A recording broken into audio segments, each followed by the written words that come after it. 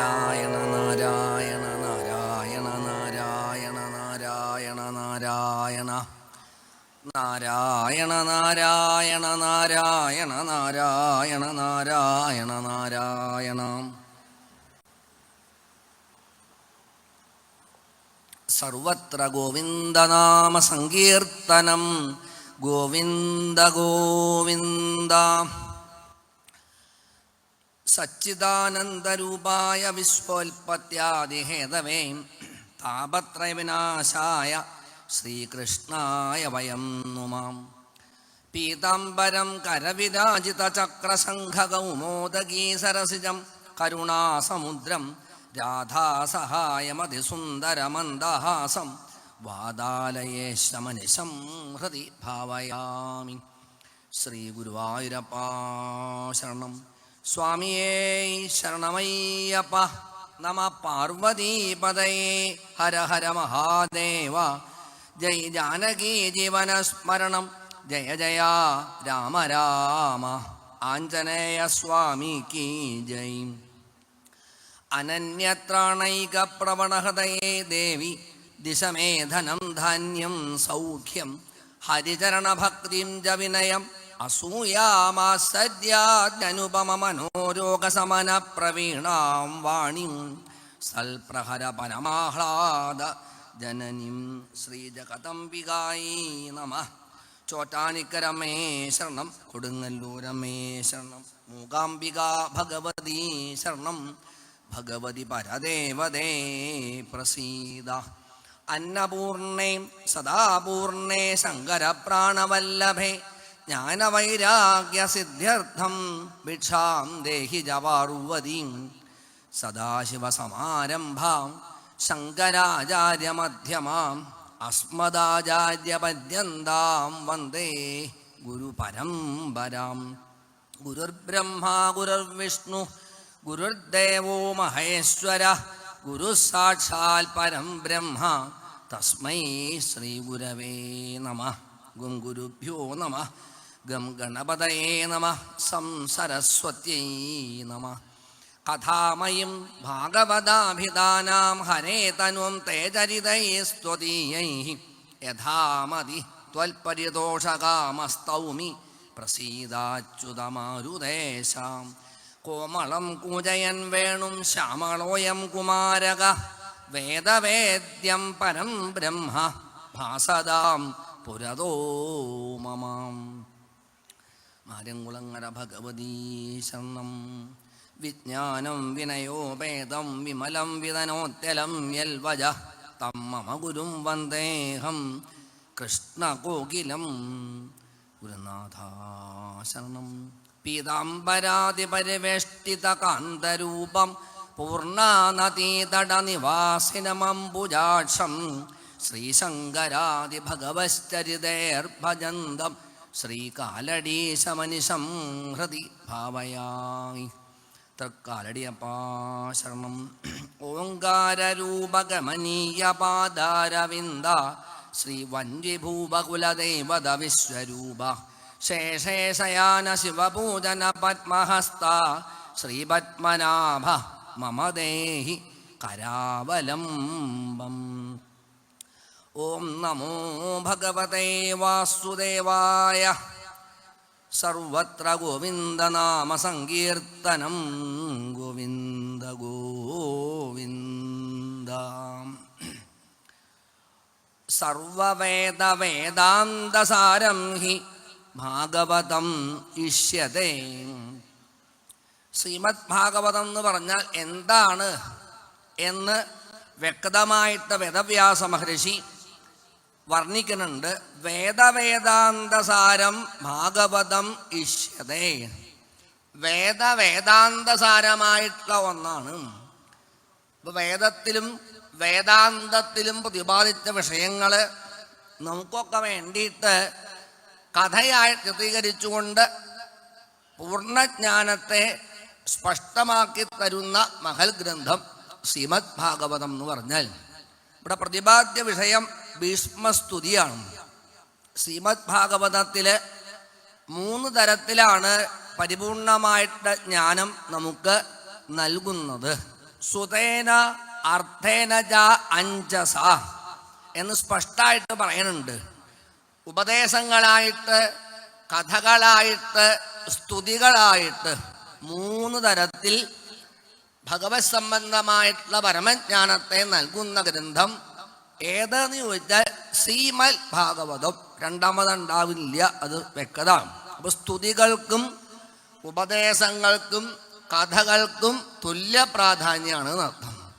അതാണ് അവസാനം പറയുന്നത്. ഈ കഥകളൊക്കെ പരമാർത്ഥമാകുന്ന വസ്തുവിലേക്ക് എത്താൻ ഉള്ള ഉപാധികളാണ്, ഉപായങ്ങൾ അല്ല. കഥാ ഇമാസ്തേ കഥിത വിജ്ഞാന വൈരാഗ്യ വിവക്ഷയാ വിഭോ വജോ വിഭൂതിർന്നതു പാരമാർത്ഥ്യം. പരമാർത്ഥം ഏതാ? ഒന്നേ ഉള്ളൂ. സത്യം ഉണ്ടാവില്ല, അത് ഒന്നേ ഉള്ളൂ. ആ സത്യം പരം ധീമഹി എന്നതിലേക്ക് എത്താൻ വേണ്ടിയിട്ട് ഉപാധികളായിട്ട് പറഞ്ഞു കഥകൾക്ക് പൂർണ്ണതയില്ല, ഉപായങ്ങളല്ല. അതാണ്, ഉപാധികൾ മാത്രമാണ്. നമുക്ക് വളരെ സംശയമുണ്ട്. ആ ഗ്രന്ഥത്തിൽ ഇങ്ങനെ, ഈ ഗ്രന്ഥത്തിൽ ഇങ്ങനെ അല്ലേ, ഇതെന്താ ഇങ്ങനെയൊക്കെ ആവോ? ഇപ്പൊ ദേവി ഭാഗവതം വായിച്ചൊക്കെ ദേവി ദേവി ദേവി ദേവി എന്നാണ്. ബാക്കി ദേവന്മാരെയൊക്കെ താത്തി കെട്ടി പറയാം.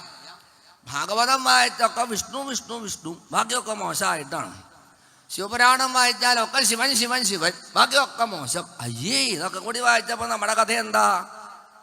എൻ്റെ ദൈവമേ, ഡൈലമാ. അതാണ്, തലയ്ക്ക് പിടിക്കുകയാണ്. എന്താ ഇപ്പം ശരി നിശ്ചയില്ലാണ്ടായി എന്നുവെച്ചാൽ പുരാണങ്ങളെക്കുറിച്ചുള്ള പരമജ്ഞാനം മനസ്സിലാക്കിയില്ല.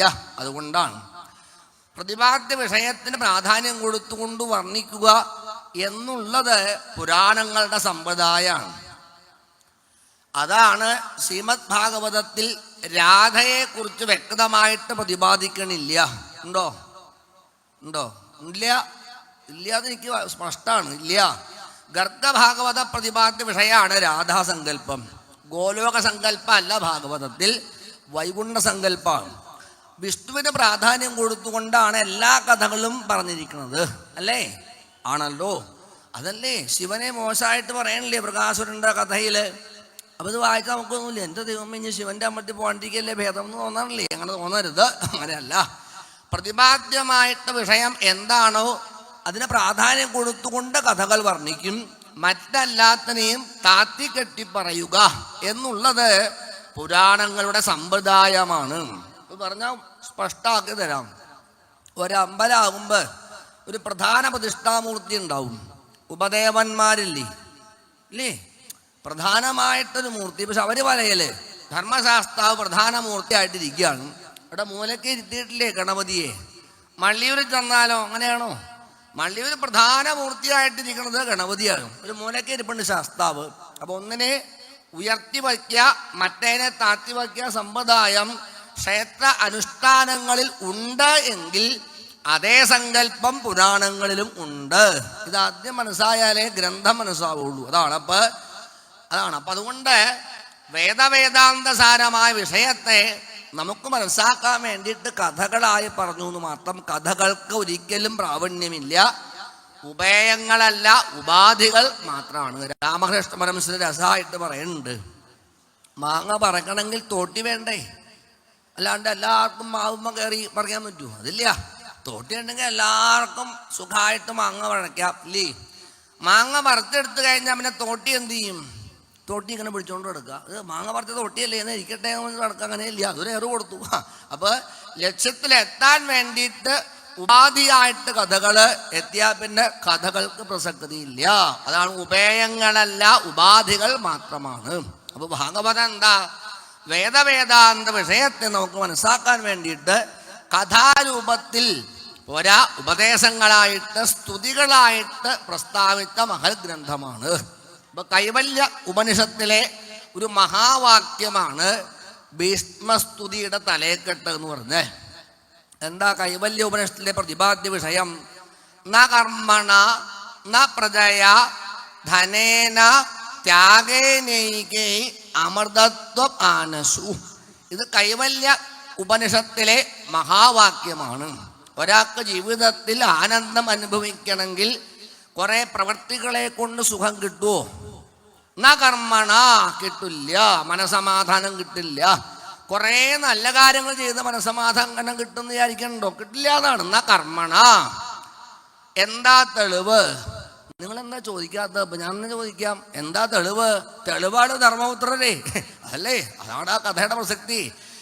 യുദ്ധം ചെയ്ത് സിംഹാസനത്തിരുന്നുകൊണ്ട് രാജ്യം ഭരിക്കാൻ വേണ്ടി പുറപ്പെട്ട ആളല്ലേ? എന്നിട്ട് ആ പ്രവൃത്തി കൊണ്ട് ധർമ്മപുത്രർക്ക് സുഖം കിട്ടിയോ? സുഖം കിട്ടിയിട്ടില്ല. കഷ്ടം അങ്ങനെ വേണ്ടിയിരുന്നില്ല എന്നല്ലേ? ഇപ്പൊ മനഃശാന്തി ലവലേശം കിട്ടിയിട്ടില്ല. ന കർമ്മണ. അടുത്തത് ന പ്രജയാ. കുറെ സന്താനങ്ങളുണ്ടെങ്കിൽ സുഖം കിട്ടുമോ? കിട്ടുമോ? അത് ചോദിക്കാനില്ല. ഇപ്പൊ എല്ലാവർക്കും പ്രശ്നം തന്നെയാ. സന്താനം കുറെ ഉണ്ടായ സുഖാവൂ? അംഗരാജാവിന്റെ കഥ പ്രസിദ്ധല്ലേ? അങ്ങനെ സന്തതി ഇല്ലാതെ ദുഃഖമായിരുന്നില്ലേ? സന്തതി ഉണ്ടായില്ലേ?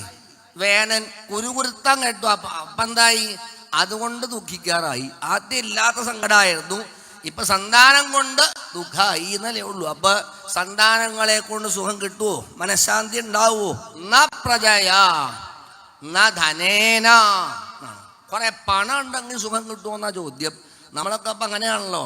എന്ത് കുറെ കാശുണ്ടെങ്കിൽ പിന്നെ പ്രശ്നമൊന്നുമല്ല എന്നാണ്. ഏറ്റവും വലിയ കോടീശ്വരൻ ഭിക്ഷു ഇല്ലേ? ഭിക്ഷു ഗീത ഉണ്ടല്ലോ ശ്രീമദ് ഭാഗവതത്തില്. ഭിക്ഷു എന്താ പറഞ്ഞെന്നറിയോ? ഈ സാധനാണ് ഏറ്റവും അപകടം എന്നാണ്. അർത്ഥസ്യ സാധനെ ഉൽക്കർഷേ രക്ഷണേ വ്യയേ നാശോപഭോഗ ആയാസ ചിന്താഭ്രമോ എന്നാ ഭിക്ഷുവിൻ്റെ ഭിക്ഷുഗീതയിലെ സന്ദേശമാണ്. പണം ഉണ്ടാക്കുമ്പോൾ സുഖമുണ്ടോ? അത് ശേഖരിച്ചു വയ്ക്കുമ്പോൾ സുഖമുണ്ടോ? നഷ്ടപ്പെടുമ്പോൾ സുഖമുണ്ടോ? ചെലവാക്കുമ്പോൾ സുഖമുണ്ടോ? ഇല്ല. അപ്പൊ പിന്നെ എപ്പോഴാ സുഖമുള്ളതെന്നാ ചോദ്യം. അതല്ലേ? ഇപ്പൊ കുറെ പണം ഉണ്ടെങ്കിൽ സുഖം വിചാരിക്കേ വേണ്ട നാം. പിന്നെ എങ്ങനെയാ അപ്പൊ മനഃശാന്തി ഇടാൻ പറ്റുക? ത്യാഗേനീകി അമൃതത്വം ആനശു. ത്യാഗം എവിടെയുണ്ടോ അവിടെയാണ് മനഃശാന്തി. മനസ്സിലായില്ലേ? അത് ലോകത്ത് പഠിപ്പിച്ച മഹാപുരുഷനാണ് ഭീഷ്മർ എന്ന് പറഞ്ഞ. അതുകൊണ്ടാണ് നിങ്ങൾ സപ്താഹം കുറെ കേട്ടവരാണല്ലോ. ശ്രീമദ് ഭാഗവതത്തിൽ നാമത്തിന്റെ മഹാത്മ്യം പ്രഖ്യാപിക്കുന്ന അജാമളോപാഖ്യാനത്തിൽ ഗുരുവായൂരപ്പന്റെ നാമത്തിന്റെ മഹത്വത്തെ സ്പഷ്ടമാക്കി മനസ്സിലാക്കിയ 12 പേരെ ലോകത്തുള്ളൂ. ദ്വാദശൈവേദേ 12 പേരാണ്. ഗുരുവായൂരപ്പന്റെ നാമത്തിന്റെ മഹാത്മ്യം മനസ്സിലാക്കിയ ലിസ്റ്റിൽപ്പെട്ട 12 പേര് ഫസ്റ്റ് റാങ്ക് ആർക്കാന്നറിയോ? ഭീഷ്മഹ.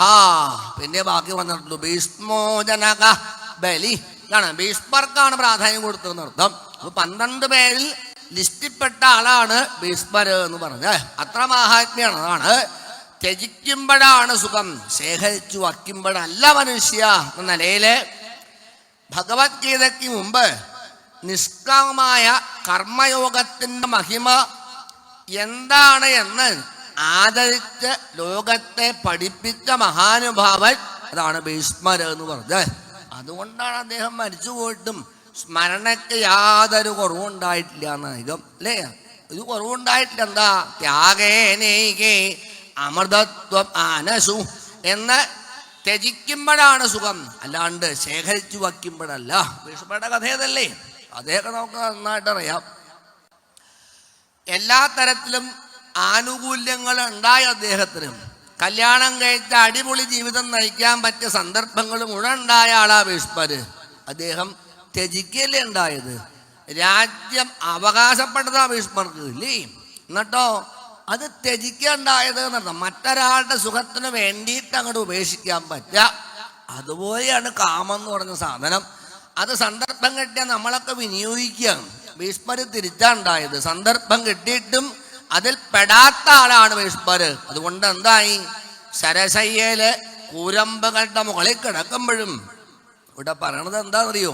ചിരിച്ചോണ്ട്, അല്ലാണ്ട് ഒരു തുള്ളി കണ്ണീര് ഭീഷ്മരുടെ കണ്ണിൽ പൊടിഞ്ഞിട്ടില്ല. അതാണ് അദ്ദേഹത്തിന്റെ മഹത്വം എന്നർത്ഥം. ഇവിടെ യുദ്ധമൊക്കെ കഴിഞ്ഞ് പാണ്ഡവന്മാർക്ക് എല്ലാ നേട്ടങ്ങളായി കഴിഞ്ഞില്ലേ? അപ്പോഴാണ് സ്വയം ഒന്ന് വിലയിരുത്തി ധർമ്മപുത്രര് എന്നാണ്. നോക്കുമ്പോ എന്താ കണ്ടത്? ഇവിടെ പറയുന്നുണ്ട്, ബാലധിര സുഹൃമിത്ര പിതൃപ്രാത ഗുരുദ്വഹ നമേസ്യാൻ നിരയാൻ മോഷോ ഹ്യഭി വരുഷായുധായുധൈഹി. ഇതാണ് കണ്ടത്. ചുറ്റും കണ്ണോടിച്ചു ധർമ്മപുത്രർ. അപ്പം എന്താ, കുട്ടികൾ മരിച്ച് അത് നിമിത്തം സങ്കടപ്പെട്ട് കരയുന്ന രക്ഷകർത്താക്കള്, ഭാര്യമാര് നഷ്ടപ്പെട്ട ഭർത്താക്കന്മാരുടെ വിലാപം, ഭർത്താക്കന്മാർ നഷ്ടപ്പെട്ട് മുടി അഴിച്ചിട്ട് വൈധവ്യമായ ദുഃഖത്തിൽപ്പെട്ട് കരയുന്ന ധർമ്മപത്നിമാര്. ഇങ്ങനെ ചുറ്റും കണ്ണോടിച്ച് നോക്കുമ്പോ ധർമ്മപുത്രർ ഇപ്പൊ കണ്ടത് കൂട്ടക്കരച്ചിലല്ലാണ്ട് മറ്റൊന്ന് കണ്ടില്ല എന്നാണ്. അപ്പൊ അദ്ദേഹം ആലോചിക്കുക, ഞാൻ യുദ്ധമൊക്കെ ചെയ്ത് കേമായിട്ട് രാജ്യം ഭരിക്കാൻ പുറപ്പെട്ടിട്ട് ഇത് വാസ്തവത്തിൽ നേട്ടാണോ എന്ന് അദ്ദേഹത്തിന് ഇപ്പൊ ആലോചിക്കാൻ തോന്നിയത്. ഞാൻ ചെയ്ത ഈ മഹാപാപം 10,000 കൊല്ലം തപസ് ചെയ്താലും തീരാത്ത മഹാപാപം ചെയ്ത് കൂട്ടിയില്ലേ. ബന്ധുമിത്രാദികളെ കൊന്ന് കേമായിട്ട് ഈ കസേരമ ഇരുന്ന സുഖാവോ? ഒരിക്കലും സുഖാവില്ല. നോക്കൂ, അധികാരം അതിന് വേണ്ടിയിട്ട് പട വെട്ടി നേഴിയാക്ക് ലവലേശം മനഃശാന്തി ഇല്ല. എന്താ വേണ്ട, ഇഷ്ടമില്ല, സന്യസിക്കുകയാണോ ഭേദം എന്നൊക്കെ വിചാരിച്ച് എരിബലി കൊണ്ട് നടക്കുന്ന ധർമ്മപുത്രര് വ്യാസാദ്യൈ ഈശ്വരേഹാജ്ഞൈ കൃഷ്ണേനാവി അത്ഭുതകർമ്മണ. ഇവിടെ പറയുന്നുണ്ട്, സൂതമഹാസേൻ സവനകാദി മഹർഷിമാരോട് നൈമിധാരണത്തിൽ ഇരുന്നു കൊണ്ട് കഥ പറഞ്ഞ് കേൾപ്പിക്കുകയാണല്ലോ. ഇപ്പൊ പറയാണ്, ഈ സന്ദർഭത്തിൽ വേദവ്യാസൻ ചെന്ന് ഉപദേശിച്ചു ധർമ്മപുത്രരെ. എന്താ, ഇതൊക്കെ ഭഗവത് നിശ്ചയാണെന്ന് പറഞ്ഞ് ധർമാധർമ്മം വളരെ കേമായിട്ട് വ്യാസൻ ധർമ്മപുത്രർക്ക് ഉപദേശിച്ചിട്ടും മനം മാറ്റം ഉണ്ടായില്ല എന്നാണ്. കൃഷ്ണേനാഭി അത്ഭുതകർമ്മണ നാം, ശ്രീകൃഷ്ണൻ ഉപദേശിച്ചു നാം. ഇത് കർത്തവ്യ മൂഢനായിട്ടിരുന്ന അർജുനന് ഉപദേശങ്ങൾ കൊടുത്ത് വില്ലാളി വീരനാക്കി അർജുനനെ യുദ്ധം ചെയ്യിപ്പിച്ച ക്ഷേമത്തോള്ള ആളാണ് കൃഷ്ണൻ. അല്ലേ? ആ കൃഷ്ണന്റെ ഉപദേശം കേട്ടിട്ടും ധർമ്മപുത്രർക്ക് മാറ്റമൊന്നും ഉണ്ടായിട്ടില്ല. ധർമ്മപുത്രൻ പറഞ്ഞെന്താണെന്നറിയോ? കൃഷ്ണൻ ഇനി എന്നോട് ഉപദേശിക്കരുത് എന്നാണ്.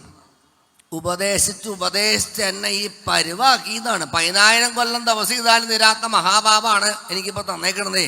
ഇനി കുറെ എണ്ണത്തിനെ കൂടി കൊല്ലണം എന്നാണോ ഉപദേശിക്കാൻ പുറപ്പെടുന്നത്? അതുകൊണ്ട് കൃഷ്ണന്റെ വാക്ക് എനിക്ക് വിശ്വാസമില്ല, സംശയമൊന്നും വേണ്ട, തുറന്നടിച്ചു ധർമ്മപുത്രർ. ഇതാ അപ്പടാണ് ആലോചിച്ചു ഭഗവൻ, ഹേ ഇനിയിപ്പോ ഈ ധർമ്മപുത്രർക്ക് വേണ്ട ഉപദേശങ്ങളൊക്കെ കൊടുത്തൊന്ന് നേരാമണ്ണ ആക്കണമെങ്കിൽ ആരെങ്കിലും ഉണ്ടോ എന്ന് ചിന്തിച്ചപ്പോഴാണ് പ്രേംണാ നിരീക്ഷണൈനേവ പ്രേക്ഷൻ, ഭഗവാന്റെ കാരുണ്യം ചെന്ന് പതിച്ചു. സുതൻ പറയാ, ശൗനകാദികളെ ആ ശ്മശാനത്തില്, കുരുക്ഷേത്രത്തിന്റെ പുണ്യഭൂമിയിൽ ശ്മശാനത്തില് കൂരമ്പകളുടെ മുകളില് ചിരിച്ചോണ്ട് കിടക്കുന്ന ഭീഷ്മരെയാണ് അപ്പൊ നിരീക്ഷിച്ചത് എന്നർത്ഥം.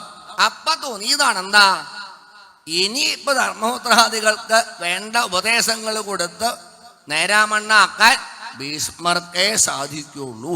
എന്താ അത്, തിക്താനുഭവങ്ങൾ വന്നിട്ടും കരയാത്ത ആളാണ് ഭീഷ്മർ എന്ന് പറഞ്ഞാൽ.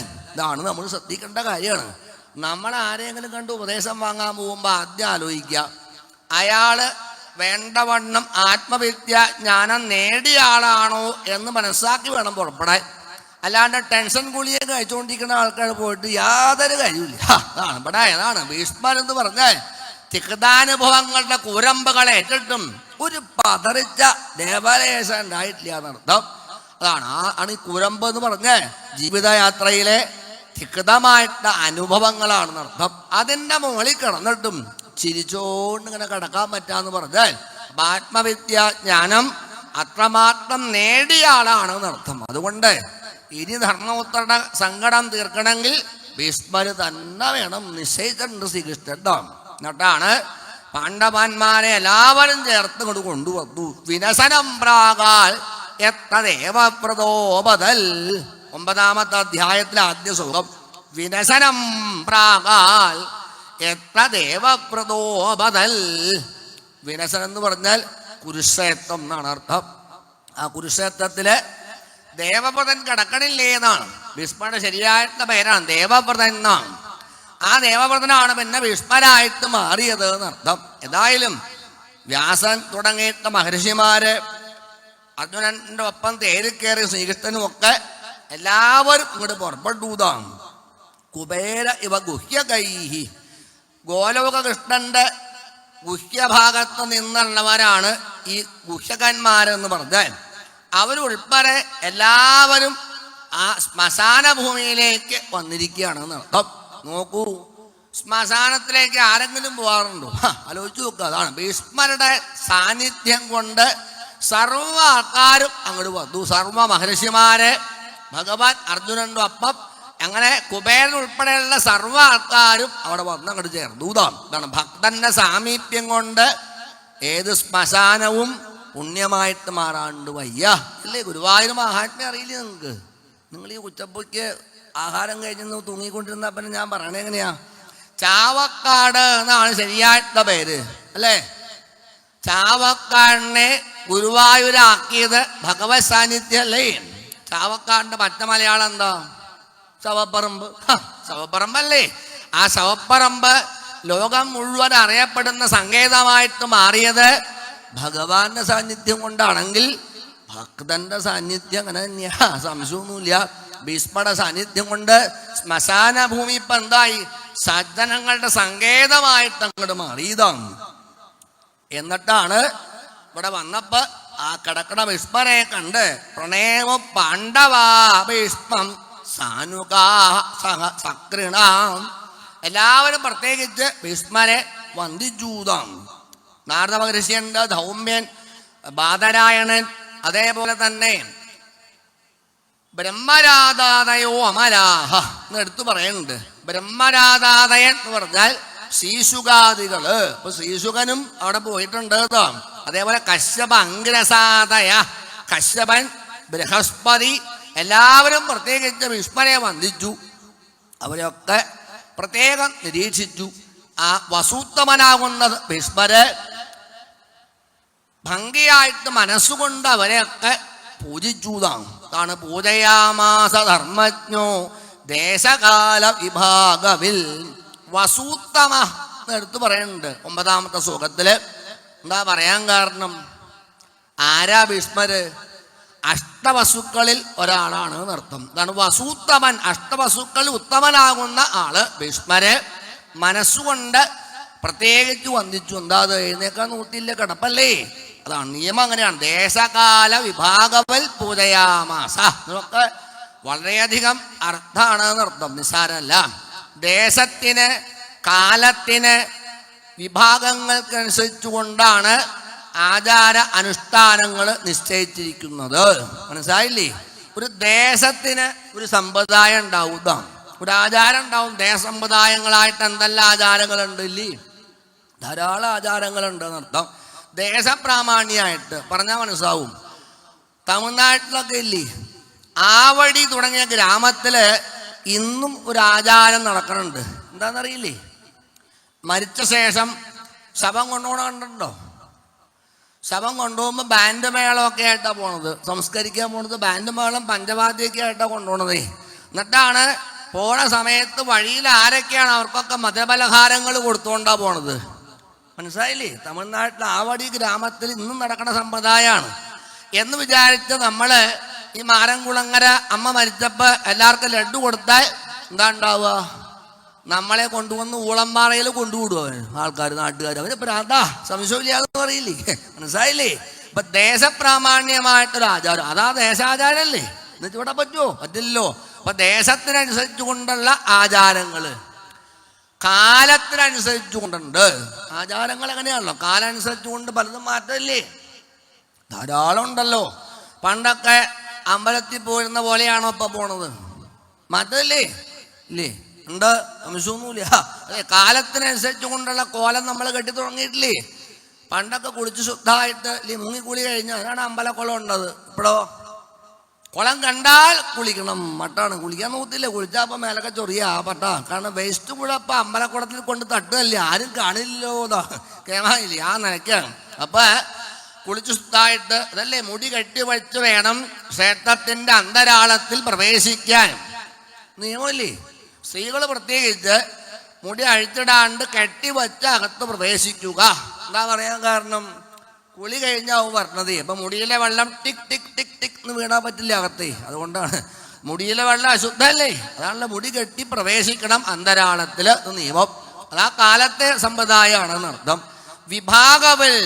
വിഭാഗങ്ങൾക്കനുസരിച്ചു കൊണ്ടും ആചാരങ്ങൾ ഉണ്ട് എന്നാണ്. ഉണ്ടല്ലോ സ്ത്രീ വിഭാഗങ്ങൾക്കുള്ള ആചാരം, അതേപോലെ പുരുഷന്മാർക്കുള്ള ആചാര സങ്കല്പങ്ങൾ തമ്മിൽ വ്യത്യാസമുണ്ട് ഇല്ലേ? പുരുഷന്മാർ നമസ്കരിക്കുമ്പോൾ നിയമം അഷ്ടാംഗ നമസ്കാരം എന്നാണ്. 8 അംഗങ്ങൾ ഭൂമിയിൽ സ്പർശിക്കുമ്പോഴാണ് നമസ്കാരം ആവുക എന്നോ. ഇന്നിപ്പോൾ 8 പോയിട്ട് 4 മുട്ടണില്ല, കാരണം വയറ് മുന്തിയൊക്കെ അവനെ എങ്ങനെ മുട്ടണ ബാക്കിയൊക്കെ. അഷ്ടാംഗ നമസ്കാരം അല്ലേ? ആണുങ്ങൾക്ക് അങ്ങനെയല്ലേ? ഈ ചേച്ചി ഒന്നും മിണ്ടാത്ത എന്താ ഈ നുണ പറയുമ്പോൾ അതിന് മറുപടി പറയാൻ വെച്ചിട്ടാണ് പറഞ്ഞത്. ഇതൊക്കെ അറിഞ്ഞിരിക്കണ്ടേ? അപ്പൊ അഷ്ടാംഗം 8 അംഗം മുട്ടണം പുരുഷന്മാര്. സ്ത്രീകൾക്ക് എങ്ങനെയാ? പഞ്ചാംഗം 5 അംഗല്ലേ പാടുള്ളൂ. അപ്പൊ വിഭാഗവൽ എന്ന് പറഞ്ഞ് സ്പഷ്ടല്ലേ? 5 അംഗല്ലേ പാടുള്ളൂ. ഉണ്ടല്ലോ, അതാണ് ഓരോരുത്തർക്കും വിഭാഗങ്ങൾ അനുസരിച്ചുകൊണ്ട്.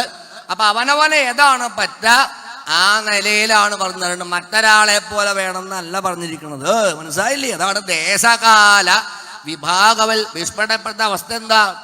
മരണശൈലി കിടക്കല്ലേ, എഴുന്നേറ്റ് സാഷ്ടാംഗം നമസ്കരിക്കാൻ പറ്റൂല്ല. അപ്പൊ അവനവന്റെ പ്രാപ്തി അനുസരിച്ചുകൊണ്ട് എന്നല്ലേ അർത്ഥം. അതാണ് ആ നിലയിലാണ് വേണ്ടത് എന്നർത്ഥം. ഭംഗിയായിട്ട് മനസ്സുകൊണ്ട് പൂജിച്ചു. കൃഷ്ണന്റെ മുഖത്ത് നോക്കിയിട്ട് ഒന്ന് ചിരിച്ചു. മായയോപാത്ത വിഗ്രഹം. ആ ചിരിയുടെ അർത്ഥം കൃഷ്ണനും ഭീഷ്മർക്കും മനസ്സായി, വേറെ ആർക്കും മനസ്സായിട്ടില്ല. അർത്ഥം വില്ലാളി വീരനായിട്ട് ഉപദേശങ്ങൾ കൊടുത്ത് അർജുനനെ വേണ്ട നിലയിലേക്ക് ഉയർത്തിയ കൃഷ്ണന് ഞാൻ ഉപദേശിച്ച് ധർമ്മപുത്രനെ നേരാമണ്ണാക്കേണ്ട വല്ല കാര്യമുണ്ടോ? കൃഷ്ണൻ അങ്ങോട്ട് ഉപദേശിച്ചാൽ പോരെ. പക്ഷേ കൃഷ്ണന് ഒരു സ്വഭാവം ഉണ്ട്. ഇതാണ് എന്താ അത്? തന്നേക്കാൾ വലുത് തന്നെ സേവിക്കണ ഭക്തൻ. ലോകം അറിയണ്ടേ? ഭീഷ്മർ ഇവിടെ ഇങ്ങനെ കിടന്ന് കണ്ണടച്ചു പോയ ആരെങ്കിലും അറിയൂ? അതുപോലെ അമാനീ മാനതോ മാന്യ. അതാണ് കൃഷ്ണനെ. സ്വന്തമായിട്ട് കേമത്തങ്ങളും പ്രശസ്തിയും പേരും വേണമെന്ന് ആഗ്രഹിക്കാത്ത ആളാണ് ഭഗവൻ. നമ്മൾ തിരിച്ചാ അമ്മയെ തല്ലിയാലും പേപ്പറിൽ ഫോട്ടോ വരുമെങ്കിൽ കൊടുക്കും. ആ മട്ടാണ്. അതാണ് ഭഗവാൻ. തിരിച്ചാണ്. തനിക്ക് കേമത്തങ്ങളൊന്നും വേണ്ട. ആ കേമത്തങ്ങൾ മുഴുവൻ തന്നെ സേവിക്കുന്ന ഭക്തന് വേണമെന്ന് വാശി പിടിക്കുന്ന ആളാ. എനിക്കറിയാം. അതുകൊണ്ട് തൻ്റെ ഭക്തൻ ഭീഷ്മർ ഉപദേശിച്ച് ധർമ്മപുത്രൻ നേരാമണ്ണായി എന്ന് വരുമ്പോ ആഹാ ഇപ്പൊ ഭീഷ്മർ അത്ര കേമനല്ലേ എന്ന് പറയില്ലേ? എന്നാ അമാനീ മാനതോ മാന്യ. ആ ഭീഷ്മരുടെ മഹത്വം ലോകമൊന്നും അറിയണ്ടേ? ഇതിനല്ലേ കൃഷ്ണൻ ഈ വേഷം കെട്ടി ഇങ്ങനെ വന്നേക്കണത്. മായയോപാത്ത വിഗ്രഹം. പരിപൂർണ ബ്രഹ്മാണ്. പക്ഷേ മായയാകുന്ന ആവരണമായിട്ട് ഒരു വേഷം കെട്ടി ഇങ്ങോട്ട് വന്നപ്പോ ആ കുട്ടൻസ് ആർക്കും മനസ്സാക്കാൻ പറ്റണില്ല. പക്ഷെ എനിക്ക് പിടികിട്ടി. കൃഷ്ണന്റെ സൂത്രമാണ്. ഞാൻ ഉപദേശിച്ച് നേരാമണ്ണാവണം, അതിന് വേണ്ടിയിട്ടാണ് ഇവരൊക്കെ കൂട്ടിക്കൊണ്ട് കൊണ്ടുവന്നത്. എനിക്ക് മനസ്സിലായി. ഇതാണ്. പിന്നെയാണ് പാണ്ഡവന്മാരോട് പ്രത്യേകിച്ച് പറഞ്ഞു. അപ്യാജഷ്ടാകാശ്രൈ അന്ധീഭൂതേന ചക്ഷുഷാ.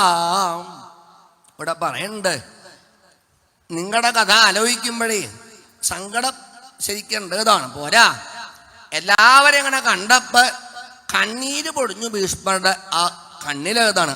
ആകാശ്രൈ അന്ധീഭൂതേന ചക്ഷുഷ. സ്നേഹവാത്സല്യങ്ങളുടെ കണ്ണീര് കൊണ്ട് കണ്ണ് തുറക്കാൻ പറ്റാത്ത നിലയിലേക്ക് ഭീഷ്മരായി എന്ന് പറഞ്ഞാൽ അതിപ്പോ പറഞ്ഞാൽ മനസ്സാവും. ഒന്നിപ്പോ മനസ്സാവും അറിയില്ല. ഈ മുത്തശ്ശന്മാർക്കില്ലേ, പേരക്കുട്ടികളെ അങ്ങനെ അങ്ങോട്ട് കാണുമ്പോഴുള്ള ഒരു വാത്സല്യവും സ്നേഹവും ഇല്ലേ, അത് അച്ഛനും അമ്മയ്ക്കും ഇല്ല. ആ വ്യത്യാസേ ആണ്. തൻ്റെ പേരക്കുട്ടികളാകുന്ന പാണ്ഡവന്മാര് ഇത്രയൊക്കെ ആ ദുരന്തങ്ങളും ദുഃഖങ്ങളും വന്നിട്ടും ഇപ്പോഴും കൃഷ്ണനെ മറക്കാണ്ട് ഇങ്ങനെ കൂടെ നിൽക്കണില്ലേ?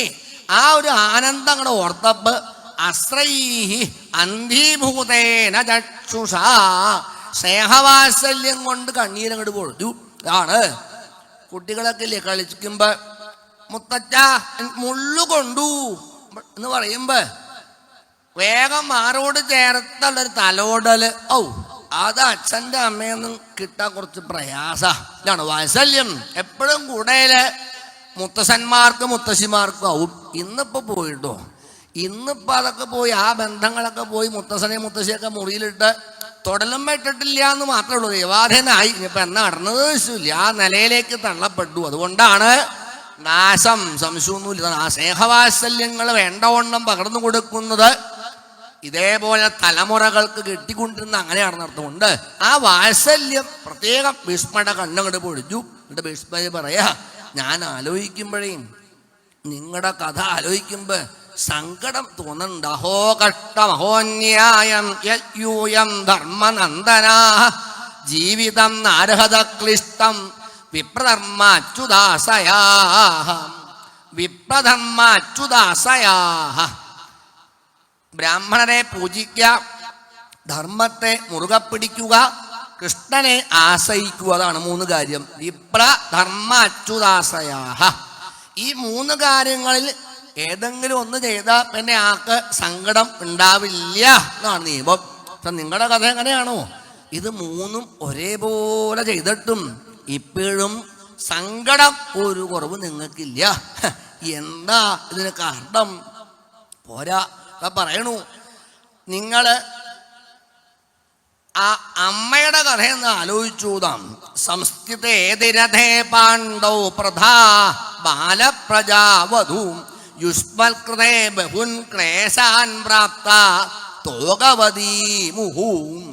പ്രധാ കുന്തിദേവിയെ അമ്മയെ ഓർക്കാറുണ്ടോതാം. അതായത് ചെറുപ്പത്തിൽ തന്നെ പ്രത്യേകിച്ച് ചെറിയ കുട്ടികളെ പരിപാലിക്കേണ്ട നിലയിലേക്ക് വന്ന ഒന്നാണ് എന്നർത്ഥം ആണല്ലോ. അതാണ് ഒരമ്മയുടെ ആ പൂർണ്ണത.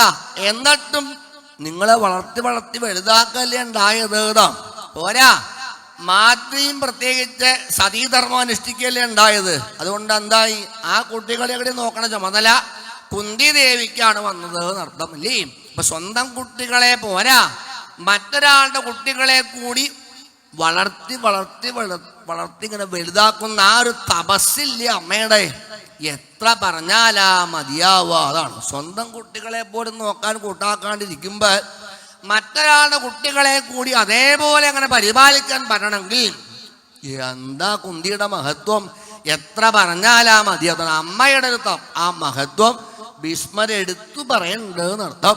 ശങ്കരാചാര്യ സ്വാമികളും സർവജ്ഞപീഠം കയറിയ സന്ദർഭത്തില് ലോകത്തിന്റെ മുമ്പിൽ സർവജ്ഞപീഠം കയറി ശങ്കരാചാര്യർ അത്യുംഗ ശൃംഗത്തിൽ എത്തി എന്നൊക്കെ ഉദ്ഘോഷിക്കാമെങ്കിലും എൻ്റെ അമ്മ എനിക്ക് വേണ്ടി അനുഭവിച്ച ദുഃഖങ്ങളുടെ മുമ്പിൽ ഈ സർവജ്ഞപീഠമൊന്നും ഒന്നുമല്ല എന്ന് പറഞ്ഞ് തസ്യേ ജനന്യേ നമഃ എന്ന് പറഞ്ഞ് മാതൃപഞ്ചകം കൊണ്ട് അമ്മയെ വന്ദിച്ച ആളാണ് ശങ്കരാചാര്യർ എന്ന് പറഞ്ഞ് ആലോചിച്ചു നോക്കുക. അപ്പൊ ആ അമ്മയുടെ വാത്സല്യം നിങ്ങൾ ഇപ്പോഴും ഓർക്കണില്ലേ? അതാണ് ആ ശരിക്കു പറഞ്ഞാൽ സതീ ആയിട്ട് പ്രവേശിക്കാൻ പുറപ്പെട്ട കുന്തിദേവിയെ അന്ന് കൃഷ്ണ നടന്നത് എന്നർത്ഥം. അതാണ് തീറ്റിപ്പോറ്റി പരിപാലിച്ചു വളർത്തി പ്രതിഫലം കാംക്ഷിക്കാണ്ട് ഒരമ്മ ചെയ്യുന്ന ഏറ്റവും വലിയ ഈശ്വര ആരാധന ഏത് എന്ന് ചോദിച്ചാൽ ഒരു കുട്ടിയെ വളർത്തി വലുതാക്കലാണ്, പരിപാലനം. അതിന് പകരം വയ്ക്കാൻ ലോകത്ത് ഒരു കർമാനുഷ്ഠാനമില്ല. അത്രയും വിലയുണ്ട് എന്നർത്ഥം. നമ്മൾ നിസ്സാരാക്കി കളയേണ്ട ഒന്നല്ല. ആണല്ലോ അത്ര മഹാത്മ്യം. അതിപ്പോഴും ഓർക്കണില്ലേ? എല്ലാം കാലകൃതം എന്നല്ലാണ്ട് ഇപ്പൊ എന്താ പറയേണ്ടത്? ഇതാ ഇവിടെ പറയണത് വായോരിവഘനാവലി, വായുവിന്റെ നിയന്ത്രണം അല്ലെങ്കിൽ മേഘങ്ങളുടെ നിയന്ത്രണം മുഴുവൻ വായുദേവനാണെന്നർത്ഥം. അതുപോലെ പ്രപഞ്ചത്തെ സർവചരാചരങ്ങളെ നിയന്ത്രാതാവായിട്ടുള്ള ഭഗവാന്റെ ഇച്ഛയാന്ന് പറയാം, അല്ലാണ്ട് മറ്റൊന്നല്ല. ഇവിടെ പിന്നെ 8 ശ്ലോകങ്ങള് കൃഷ്ണന്റെ മഹത്വത്തെ വിലയിരുത്തി ധർമ്മപുത്രരെ പഠിപ്പിക്കുകയാണ് ഭീഷ്മർ എന്നർത്ഥം. ഇതിലെ മർമ്മപ്രധാനം ആ ഭാഗമാണ്. നിങ്ങൾ ഇതേവരെ കൃഷ്ണനെ എങ്ങനെയാ കണക്കാക്കിയത്? യം മന്യസേ മാതുലേയം പ്രിയം മിത്രം സുഹൃത്തമം അകരോൾ സജീവം ദൂതം സൗഹൃദാനദസാരഥിം.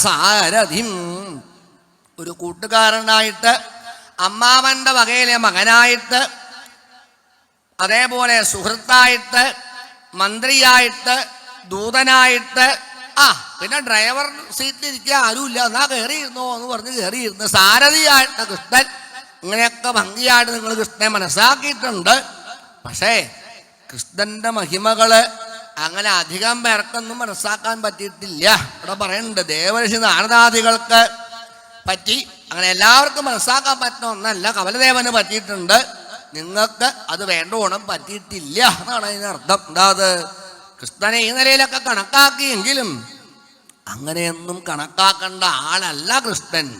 പരിപൂർണമായിട്ടുള്ള ബ്രഹ്മം തന്നെയാണ്. ഇതാണ് ആദ്യോ നാരായണ പുമാൻ എന്നെടുത്തു പറഞ്ഞു. ആദ്യമേ ഉള്ള വസ്തു ഏഷമൈ ഭഗവാൻ സാക്ഷാൽ ആദ്യോ നാരായണ പുമാൻ മോഹയൻ മായാലോകം ഗൂഢസ്ഥരതി വൃഷ്ണിഷു. ആദ്യമേ ഉള്ള ആളാണ് ഭഗവൻ. വിജേന്ദ്രമോക്ഷത്തിൽ പറയുന്നത് സ്വയംഭുവം എന്നാണ്. സ്വയം ഉള്ളതാണ് ഈശ്വരൻ, ഉണ്ടായതല്ല. അതാണ് വ്യത്യാസം. ആണ് അങ്ങനെയുള്ള പരിപൂർണ ബ്രഹ്മമാണ് കൃഷ്ണൻ. അത് നിങ്ങൾ മനസ്സാക്കിയില്ല. അപ്പൊ കൃഷ്ണനെ വേണ്ടോണം മനസ്സാക്കിയിട്ടില്ല. അതുകൊണ്ട് വന്ന പോരായ്മയാണ് സങ്കടപ്പെടാൻ കാരണം, അല്ലാണ്ട് മറ്റൊന്നല്ല. ഇതാണ് നിങ്ങൾ ഇപ്പൊ സങ്കടപ്പെടണ എന്താ? ഈ മഹാഭാവമൊക്കെ ഞാൻ ചെയ്തല്ലോ എന്ന് ഓർത്താണ് സങ്കടപ്പെടുക. അതിലർത്ഥമില്ല. എന്താ അത്? യുദ്ധം നിശ്ചയിച്ചത് കൃഷ്ണൻ, നിങ്ങളെ കൊണ്ട് യുദ്ധം ചെയ്യിപ്പിച്ചത് കൃഷ്ണൻ. അപ്പൊ യുദ്ധത്തിന്റെ പരിണാമമായിട്ടുള്ള ഫലവും എവിടെയാ? കൃഷ്ണങ്കൽ തന്നെയാണ്. പായസം ഉണ്ടാക്കുമ്പോ കേമായിട്ട് പായസം വേണ്ടോണാകാൻ വേണ്ടി നമ്മൾ ഉപകരണം ഉപയോഗിക്കാറുണ്ട്. ചട്ടുക എടുക്കാറില്ലേ? ചട്ടുക കൊണ്ട് ഇളക്കി ഇളക്കി ഇളക്കി പായസം പാകാക്ക. പായസം നന്നായാൽ ക്രെഡിറ്റ് ആർക്ക? ചട്ടുകത്തിനാ. എന്നാ ഒരു 500 സ്പെഷ്യൽ ചട്ടുകത്തിന് കൊടുത്തേക്കാ നിൽക്കണ്ടോ? ഇല്ല.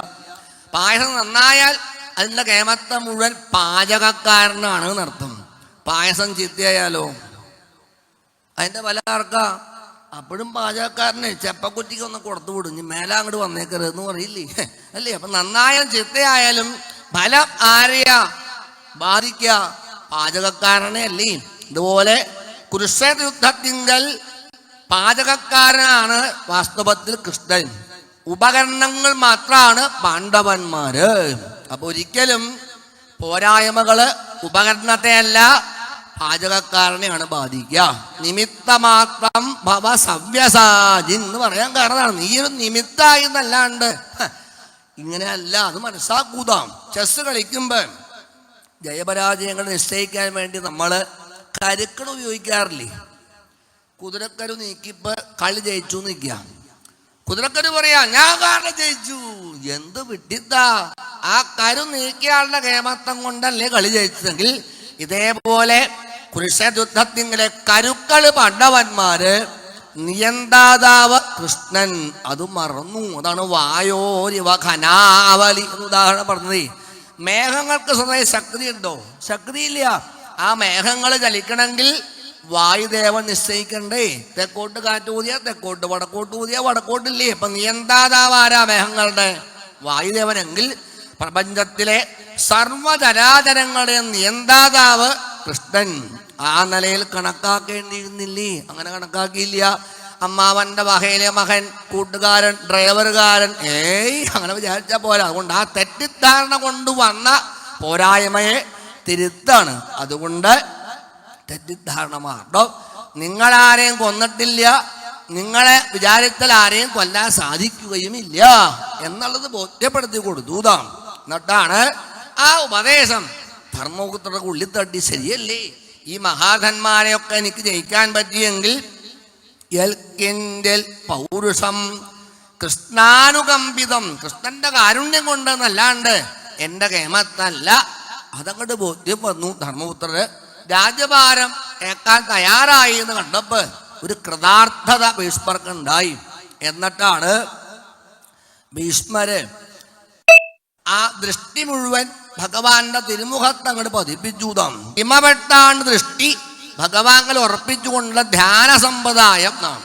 നമ്മളൊക്കെ മെഡിറ്റേഷൻ ചെയ്യാറുണ്ടല്ലോ. നമ്മളൊക്കെ കണ്ണിങ്ങനെ അടച്ച് ഇവിടെ അങ്ങനെയല്ല, അമീലത വ്യധാരയൽ ഇമവെട്ടാണ് ദൃഷ്ടി ഭഗവാൻ അങ്ങോട്ട് ഉറപ്പിച്ചുകൊണ്ടാണ് ഭീഷ്മരുടെ സ്തുതി.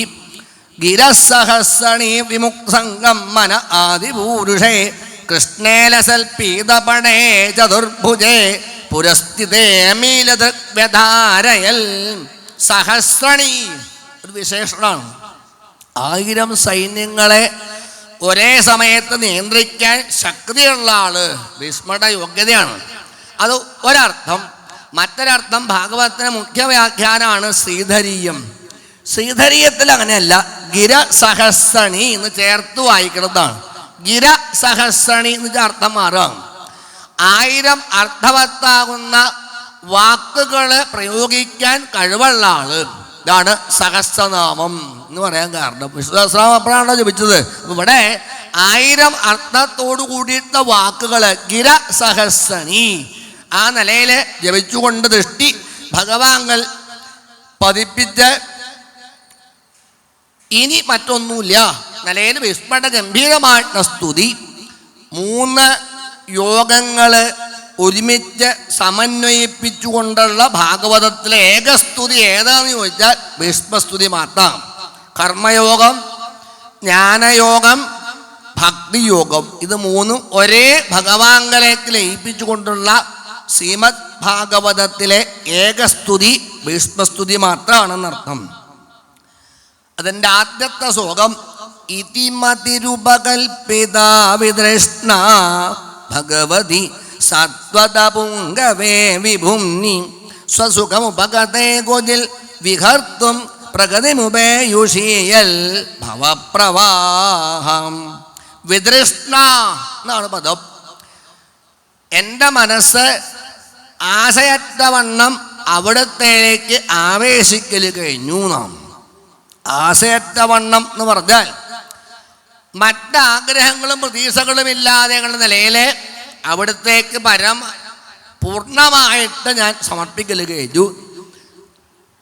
ഇവിടെ രുക്മിണീ ദേവിയുടെ സന്ദേശത്തിലും ഗതത്രവം മേ എന്നെടുത്തു പറയുന്നുണ്ട് എന്നർത്ഥം.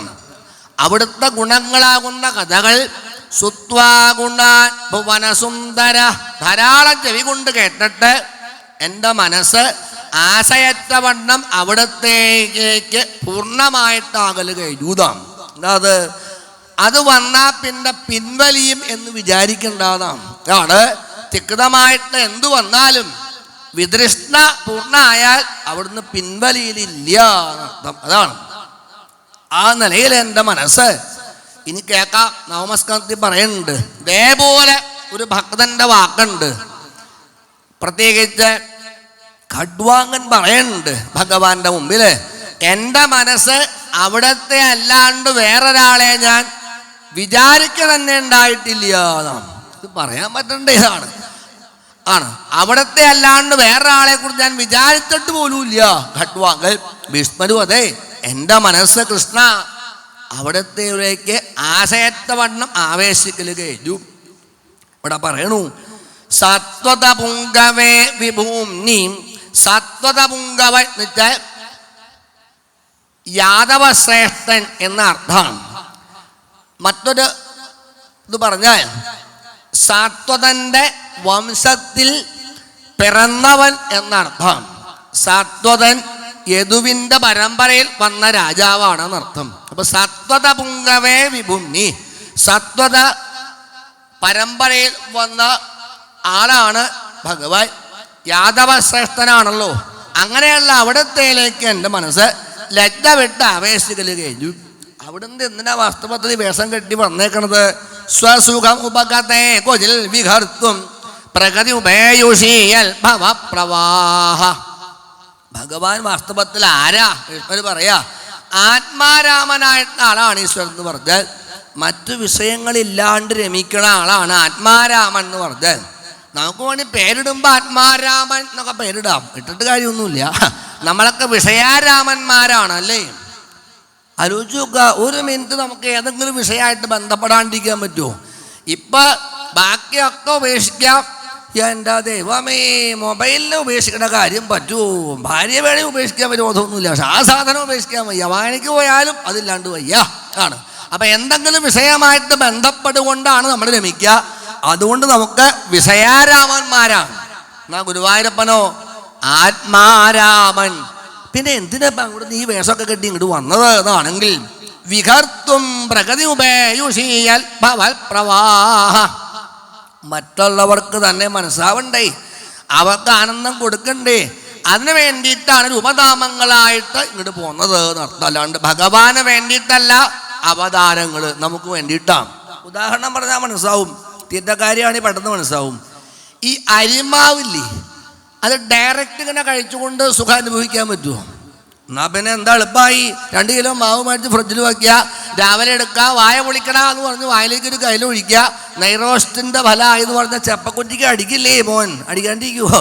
ആ മാവ് നമുക്ക് വേണ്ടവണ്ണം ടേസ്റ്റായിട്ട് അനുഭവിക്കണമെങ്കിൽ രൂപം നാമം വേണ്ടേ, ദോശയാവണ്ടേ, ഇഡലിയാവണ്ടേ, മനസ്സിലായില്ലേ? അപ്പം എന്തിനാ അവതാരം?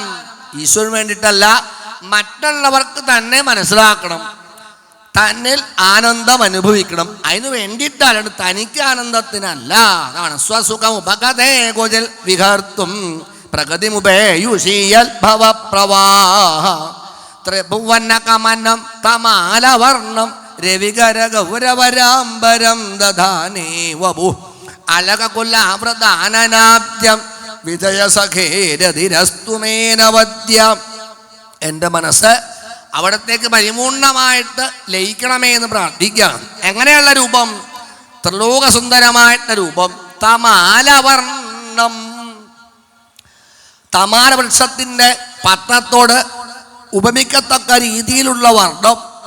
രവി കര ഗൗരവരാംബരം ദധാനേ, സൂര്യകിരണസമായിട്ടുള്ള വസ്ത്രം, അതാണ് പീതാംബരം എന്ന് പറയാൻ കാരണം. രവി കര ഗൗരവരാംബരം ദധാനേ,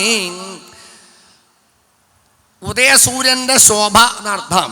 ഉദിച്ചു വന്ന സൂര്യന്റെ ശോഭ കണ്ടിട്ടുണ്ടോ? ഭാഗ്യായി, എണീക്കണത് 10 മണിക്കാ, പിന്നെ കാണണം എങ്ങനെയാണ് ചോദിച്ചത്. രവികര ഗൗരവരാംബരം ദധാനേ, ഉദിച്ച സൂര്യൻ വരുമ്പോഴുള്ള ഒരു നിറം ഉണ്ടല്ലോ, അതാണ് ഈ പറഞ്ഞത് ശോഭ, അതാണ് പീതാംബരം എന്ന് പറഞ്ഞത് എന്നർത്ഥം. ആ നിലയിലുള്ള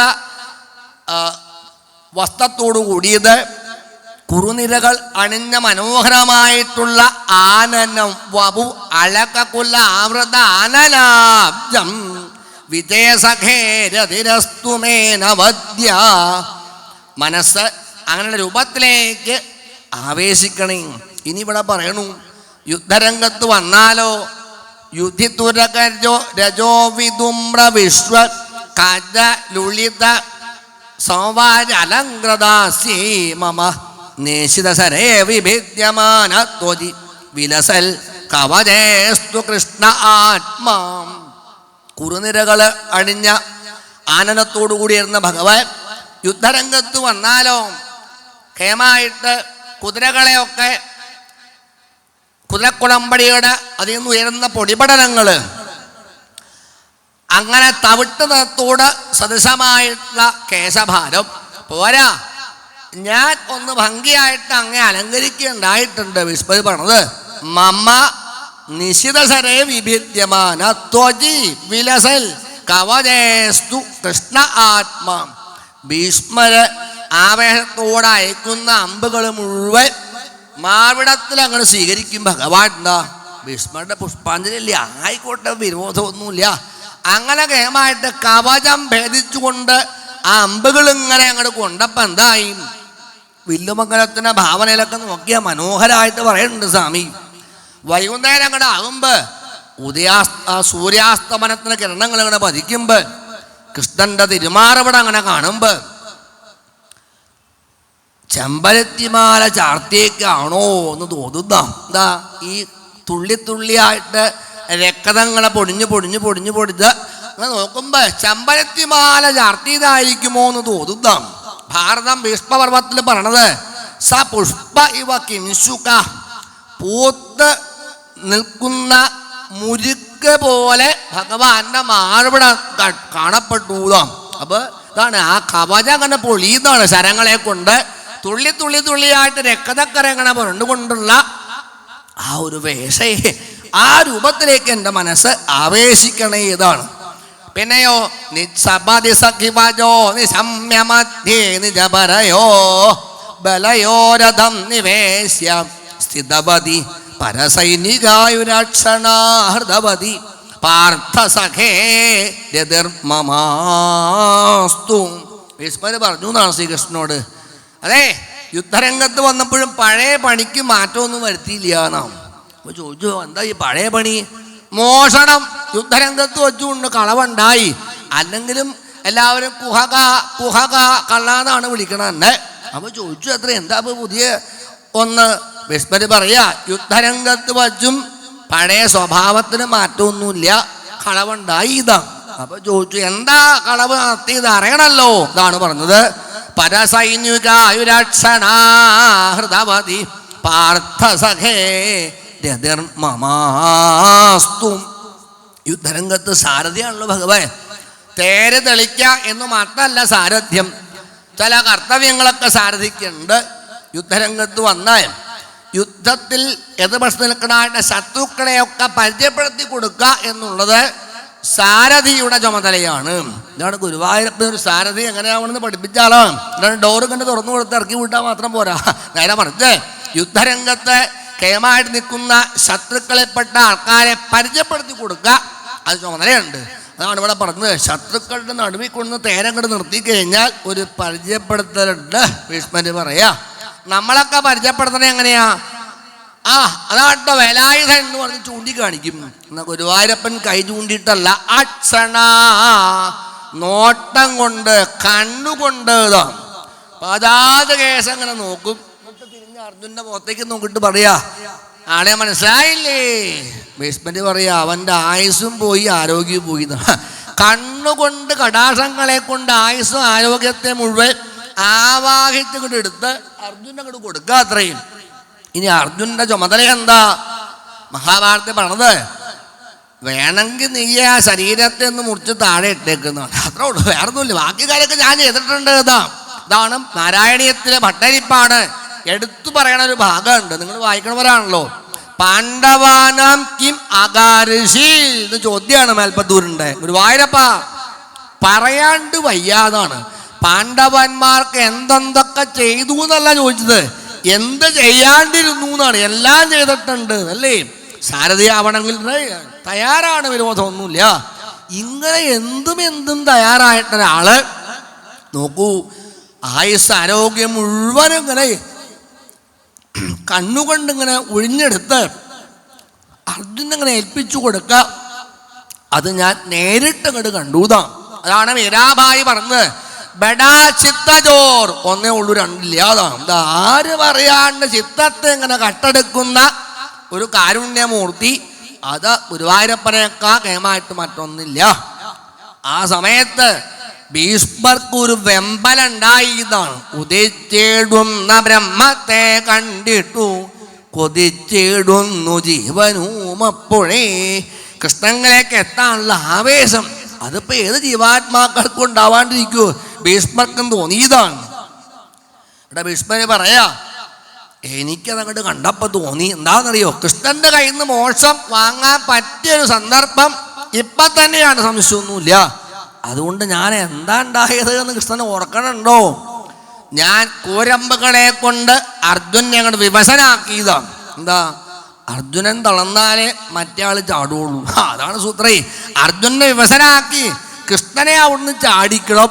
എന്നിട്ടോ കൃഷ്ണന്റെ കൈകൊണ്ട് മോഷം വാങ്ങി എനിക്കും വൈകുണ്ഠത്തിലേക്ക് ഇപ്പൊ പോകാലോ നിലയില് ഞാൻ ചില പ്രയോഗങ്ങളൊക്കെ ഉണ്ടായി, ഓർക്കണില്ലേ? ഇതാണ് സ്വനിഗമം അപഹായവൽ പ്രതിജ്ഞാമൃതം അധികർത്തും അവപ്ലുതോരഥസ്ഥ ധൃതരഥ ചർണോഭയാ ചലർക്കു ഹരിവഹന്തുമിഭം ഗതോത്തരീയ. ഔ ഹന്തും ഇഭം ഇവ ഗതോത്തരീയ. ഭീഷ്മര് കണ്ട രംഗാണ്.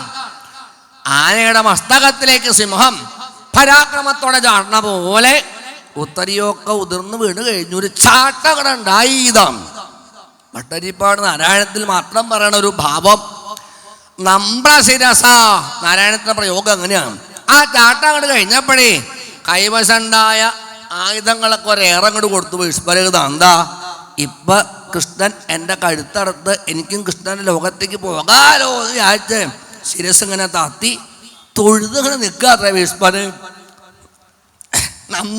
നമ്രശിരസ അങ്ങനെ ഉണ്ടായതാണ്. പക്ഷേ അന്ന് തരായില്ല. എന്താ? കൃഷ്ണന്റെ ലക്ഷ്യം മറ്റൊന്നല്ല, എനിക്ക് മനസ്സിലായി. എനിക്ക് മോക്ഷം തരാന്ന് പറഞ്ഞ നിസ്സാരാണ് കൃഷ്ണൻ, എനിക്കറിയാം. പക്ഷേ സ്വധികമം അപഹായ മൽ പ്രതിജ്ഞ ഋതം അധികർത്തും അവപ്ലുതോ രഥസ്ഥഃ. ഇതാണ് ആ ശ്ലോകം, വളരെ മഹാത്മ്യമുള്ള ശ്ലോകം. എന്നതാ ചാടിയത്? എൻ്റെ വാക്ക് അസത്യായാലും വിരോധമില്ല, എൻ്റെ ഭക്തൻ പറഞ്ഞ വാക്ക് അസത്യാവാൻ പാടില്ല. അതുകൊണ്ട് സ്വന്തം വാക്കിനെ വലിച്ചെറിഞ്ഞ് എൻ്റെ വാക്ക് സത്യമാക്കാൻ വേണ്ടിയിട്ടായിരുന്നു ചാട്ടം. അത് പിന്നെ എനിക്ക് മനസ്സിലായത്. കാരണം കൃഷ്ണൻ എനിക്ക് മോക്ഷം തരാൻ ഒരു വിഷമമില്ലാത്ത മുകുന്ദനല്ലേ. മുക്തിൻ ദദാതി ഇത് മുകുന്ദ എന്നാണ്, മുക്തിയെ വാരി വാരി കൊടുത്ത ആളാണ്. കൊണ്ട് മോക്ഷം തരാന്ന് കൃഷ്ണന് വലിയ വിഷമമൊന്നുമില്ല. പക്ഷേ ലോകം അറിയണം, എൻ്റെ വാക്കിനേക്കാൾ പ്രസക്തി എന്നെ സേവിച്ച ഭക്തന്റെ വാക്കിനാണ്. ഇതാണ് ഋതം, സത്യമാക്കാൻ വേണ്ടിയിട്ട്. ഇതാണ് എന്താ, യുദ്ധം ആദ്യം തുടങ്ങുമ്പോൾ പ്രതിജ്ഞ ഉണ്ടല്ലോ, ആയുധമെടുക്കില്ല എന്ന് പറഞ്ഞു കൃഷ്ണൻ. ഭീഷ്മര് പറഞ്ഞു ആയുധം എടുപ്പിക്കും. നാന്ന് നോക്കാലോ, ആരാ നോക്കണതെന്ന് അറിയാലോ. ഇതാണ് ഭാഗവതത്തിൽ പറയുന്നുണ്ട് പ്രത്യേകം.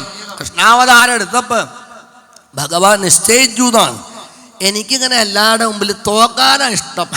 അങ്ങനെ ഒരു അവതാരം കൃഷ്ണാവതാരം മാത്രം. അജിത സമമതിമേ സാധുഭവാൻ, ഒരിക്കലും ജയിക്കാൻ പറ്റാത്ത ആള്, തോൽപ്പിക്കാൻ പറ്റാത്ത ആളാണ് ബ്രഹ്മം ഈശ്വരൻ എന്ന് പറഞ്ഞത്. അജിത സമമതിമേ സാധുഭി എന്നാണല്ലോ സ്തുതി. പക്ഷെ ആള് കൃഷ്ണാവതാരം എടുത്തപ്പോൾ എന്താ, എനിക്ക് അങ്ങനെയല്ല, തോറ്റു കൊടുക്കാനാ ഇഷ്ടം.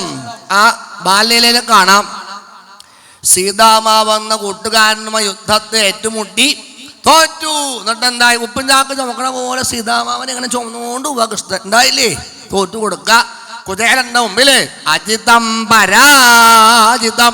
ഓ എന്നെ സീതാമാവയെ കൂട്ടുകാരാ, ഇത്രയൊക്കെ ഐശ്വര്യങ്ങൾ വന്നിട്ടും തേവാരത്തിന് മാറ്റമൊന്നുമില്ല, ഇപ്പോഴും പുഷ്പാഞ്ജലിയും സാളഗ്രാമ പൂജയായിട്ടിരിക്കുക, ഞാൻ തോറ്റുട്ടോ എന്ന് സീതാമാവന്റെ മുമ്പിൽ തോറ്റുവെങ്കിൽ ഭീഷ്മരുടെ മുമ്പിലും ഭഗവാൻ പറഞ്ഞു അജിതം പരാജിതം. ഭീഷ്മരെ ഞാൻ തോറ്റുട്ടോ, പറയാണ്ട് വയ്യ. എന്താ അത്, ഭീഷ്മർ എന്ന ഭക്തന്റെ മഹാത്മ്യം ലോകം അറിയണമെങ്കിൽ ഞാൻ തോറ്റുകിടക്കുന്ന ഭേദം സംശയമൊന്നുമില്ല. അപ്പൊ കൃഷ്ണന് ഭക്തന്റെ മഹാത്മ്യം ലോകം അറിയണം, അതിനു വേണ്ടിയ സൂത്രമല്ലേ, അതെനിക്ക് മനസ്സിലായി. ഇത് കർത്തവ്യ മൂഢനായിട്ടിരുന്ന അർജുനന് വ്യവഹിതപതനാമുഖം നിരീക്ഷ്യ സ്വജനവധാൽ വിമുഖസ്യ ദോഷബുദ്ധ്യ കുമതി മഹദാത്മവിദ്യയായ ചണരതി പരമസ്യ തസ്യമേസ്തു. എന്താ ചെയ്യുന്നത് വിശ്വമില്ല എന്ന നിലയ്ക്ക് ഇത് കർത്തവ്യ മൂഢനായിട്ടിരുന്ന അർജുനന് കുമതി മഹരൽ ആത്മവിദ്യയായ ചണരതി, അർജുനന്റെ കുമതിയെ കളഞ്ഞ് സുമതിയാക്കി നല്ല ബുദ്ധി ഉണ്ടാക്കി. അതിനാണ് ഗീതോപദേശം. അതും പ്രത്യേകം ഇവിടെ സ്മരിച്ചു എന്നർത്ഥം. അപ്പം ആദ്യം പ്രത്യേകിച്ച് ജ്ഞാനയോഗം അതാണ് പറഞ്ഞത് എന്നർത്ഥം. അതിലേറ്റവും പ്രധാനപ്പെട്ടതാണ് ഗീതോപദേശം എന്ന് പറഞ്ഞാൽ. അത് ഭീഷ്മരെ എടുത്ത് സ്മരിച്ചു. ഇനി ഇവിടെ പറഞ്ഞു, അതെ ഭീഷ്മരെ കൊല്ലാൻ വന്ന രംഗം അത് പ്രത്യേകിച്ച് എടുത്തു പറഞ്ഞു. ഇനി അടുത്ത ശ്ലോകത്തില് ശിതവിശിഖതോ വിശിണ്ണദംശ പരിപ്ലുത ആദദായി നോമേ പ്രസഭം അഭിസസാരമൽവദാർത്ഥം സഭവതു മേ ഭഗവാൻ ഗദർ മുകുന്ദ. കടിഞ്ഞാണ് പിടിച്ച് ചമ്മട്ടി ധരിച്ചുകൊണ്ട് ഉള്ള വേഷം. ഇവിടെ ഭീഷ്മരെ കൊല്ലാൻ വന്ന രംഗം. അടുത്ത രംഗം ഏതാന്ന് ചോദിച്ചാൽ വിജയരഥ കുടുംബ ആത്തതോത്രേധരസ്മനി തസ്യേക്ഷണീയേ ഭഗവതി രതിരസ്തു മേ മുമുരുഷോ യമിഹ നിരീശ്യ ഹദാ ഗദാ സ്വരൂപം. ഇപ്പൊ ഭീഷ്മര് പറയാ കൃഷ്ണന്റെ കുടുംബം ഏതാ, 16,000 ഭാര്യമാരും മക്കളും മരുമക്കളുമായിട്ട് നിറവാട്. വിജയരഥ കുടുംബ, അർജുനന്റെ തേർത്തട്ടാണ് ഇപ്പൊ കുടുംബം. പോരാ,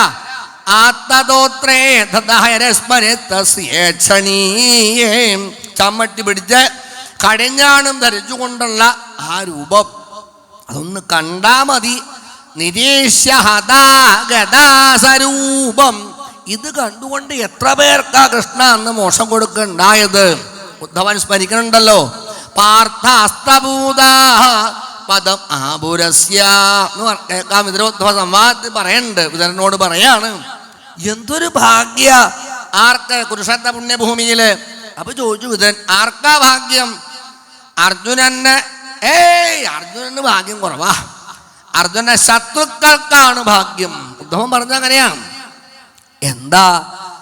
അർജുനൻ തൊടുക്കുന്ന അമ്പേറ്റ് പെടഞ്ഞിങ്ങനെ വീഴില്ലേ ശത്രുക്കള്? അന്ത്യശ്വാസം വലിക്കുമ്പോ അവര് കണ്ടതാരെയാണ്? ചോദ്യത. അവര് കണ്ടത് ഡ്രൈവറെയാണ് കണ്ടത്. വെറുതെ അല്ല ഈ മുൻ സീറ്റിൽ പോയിരുന്നത് കൃഷ്ണനെ, ബാക്ക് സീറ്റിലാണ് കാണില്ല. അതാണ് ഹതാഗതാസരൂപം. കൊന്നു, പക്ഷേ എവിടെ എത്തി? വൈകുണ്ഠത്തിലേക്കാണ് വിട്ടത് എന്നർത്ഥം. ഈ ഭാഗ്യം അർജുനന്റെ പക്ഷത്തിലുള്ളവർക്ക് കിട്ടിയിട്ടുണ്ടോ? ഇല്ല. അവസാനം കണ്ണനെ എങ്ങനെ കണ്ണുകൊണ്ട് കണ്ണടയ്ക്കാനുള്ള ഭാഗ്യം അർജുനന് എതിരായി നിന്ന് യുദ്ധം ചെയ്ത ശത്രുക്കൾക്കല്ലാണ്ട് വേറെ ആർക്കാ കിട്ടിയതെങ്കിൽ ഇതല്ലേ ഭാഗ്യം? അപ്പൊ അർജുന പക്ഷക്കാർക്കല്ല ഭാഗ്യം, മുഴുവൻ അർജുന ശത്രുക്കൾക്കാണ് കിട്ടിയത്. കാരണം കണ്ണടയ്ക്കുമ്പോ കൃഷ്ണനെ എങ്ങനെ കണ്ടുകൊണ്ടങ്ങനെ കണ്ണടയ്ക്കാൻ പറ്റുക. കാരണം ഗദാ സ്വരൂപം നേരെ വൈകുണ്ഠത്തിലേക്കാണ് എത്തിയത് എന്നർത്ഥം. ആലോചിച്ചു നോക്കൂ, എന്താ ഒരു ഭാഗ്യം. ആ ഭാഗ്യം പ്രത്യേകം എടുത്തു പറഞ്ഞു. ഇനി അടുത്ത ശ്ലോകം ഭക്തിയോഗത്തിന്റെ പൂർണ്ണതയാണ്. അപ്പൊ ജ്ഞാനയോഗമാണ് ഇത്രയും ശ്ലോകങ്ങളെ കൊണ്ട് വർണ്ണിച്ചതെങ്കിൽ അടുത്തതാണ് ഭക്തിയോഗം. ലളിതഗതി വിലാസവൽകുഹാസ പ്രണയ നിരീക്ഷണ കൽപ്പിതോരുമാനാഹ കൃതം അനുകൃതവത്യ ഉന്മദാംധ പ്രകൃതി മകൻ കിലയസ്യ ഗോപവദ്വഹം. പ്രകൃതി പ്രത്യയങ്ങൾ ഒന്നായി, ജീവനും പരമാത്മാവും ഒന്നായി, ബിംബപ്രതിബിംബങ്ങൾ ഒന്നായി കൊണ്ട് രാസലീലയാണ് സ്മരിച്ചത് എന്നർത്ഥം. നോക്കൂ, അതാണ് പ്രകൃതി പ്രത്യയങ്ങൾ ഒന്ന്, രണ്ടില്ലാണ്ടുള്ള ഒരു ആനന്ദത്തിന്റെ അവസ്ഥയാണ് രാസം എന്ന് പറഞ്ഞ്. നമ്മൾ വിചാരിക്കണ പോലെയൊന്നും അല്ലാട്ടോ അതിന്റെ അർത്ഥം. ആ മനസ്സിലാക്കണത്. അതുകൊണ്ടാണ് ഹൃദയത്തിലെ കാമജയം എന്ന് എടുത്തു പറഞ്ഞിട്ടാണ് രാസലീല പറഞ്ഞിരിക്കുന്നത്. കാരണം കാമത്തെ ഇല്ലാണ്ടാക്കിയ ഒന്നായിട്ടാണ് പ്രതിപാദ്യം നടത്തുന്നത്. അപ്പൊ രാസം എന്ന് പറഞ്ഞാൽ അതീന്ദ്രിയ അനുഭൂതിയാണ്. ഇന്ദ്രിയങ്ങളെ കൊണ്ടൊന്നും നിർവചിക്കാൻ പറ്റാതെ കണ്ടുള്ള ഒരു ആനന്ദത്തിന്റെ പൂർണ്ണതയാണ് രാസക്രീഡ എന്ന് പറഞ്ഞാൽ. അതും വിസ്മര് പറഞ്ഞു ഭക്തിയോഗത്തിന്റെ ഉദാത്ത ഭാവമാണ്. അതിന്റെ പൂർണ്ണത വന്നാൽ ഈശ്വരൻ ഞാൻ രണ്ടില്ല, ഒന്നായിട്ട് അങ്ങോട്ട് മാറുക. ആ പൂർണ്ണതയാണ് എന്നർത്ഥം. പഞ്ചസാര ലായനി ഇല്ലേ, ഉപ്പ് ലായനി ഇല്ലേ, രണ്ടും ഉണ്ട്, നമുക്കറിയാലോ. ഉപ്പ് ലായനി അടുപ്പത്ത് വച്ചു വറ്റിച്ചാൽ ഉപ്പുണ്ടാവും. നിങ്ങളിപ്പോൾ ഇവിടെയല്ലേ താമസിക്കണം, കടത്തീരത്തല്ലേ. അപ്പൊ ഇനി ചോദിക്കാനുണ്ടോ?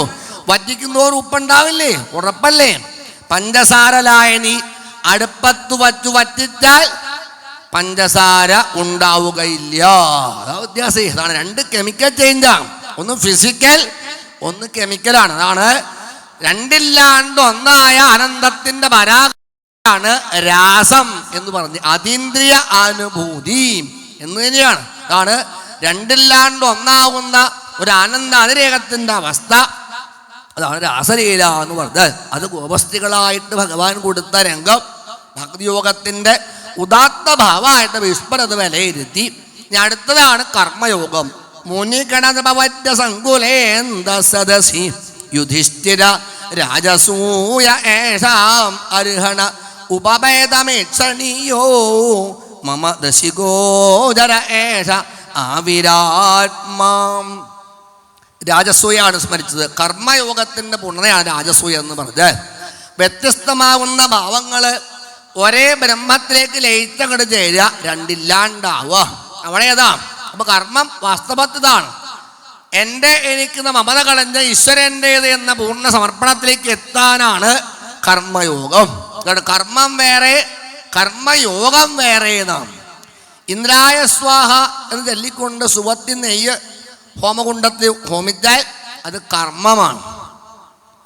ഇന്ദ്രായ സ്വാഹ ആ ഹോമിക്കുന്ന സാധനല്ലേ സുവം, മാറോട് ചേർത്ത് അപ്പൊ തന്നെ ചെല്ലും ഇതം ന മമ.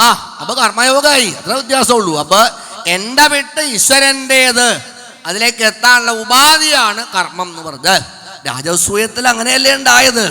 ധർമ്മപുത്ര പാദം പ്രത്യേകം പീഠത്തിരുത്തി കൃഷ്ണനെ പൂജിച്ച് തീർത്ഥമൊക്കെ പ്രത്യേകം ധരിച്ച് പരിപൂർണ്ണ അനുഗ്രഹം നേടി ധർമ്മപുത്രർ. പക്ഷെ അതേ സമയത്ത് മറ്റൊരാൾ അപ്പുറന്ന് പൂജ കഴിച്ചിട്ടുണ്ട്. അത് നമ്മൾ കാണണമെന്നാണ്. അത് ശിശുപാലൻ ചീത്ത വിളിച്ചുകൊണ്ടാണ് കൃഷ്ണനെ സേവിച്ചതില്ലേ? ശിശുപാലനും ഭഗവാൻ മോശം കൊടുത്തില്ലേ? അപ്പൊ എന്താ,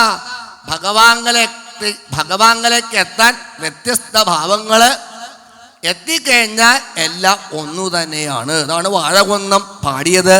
രാധതൻ കാമവും ചേതീവക്രോധവും മാധവ പ്രാപ്തിയിലൊന്നു തന്നെ.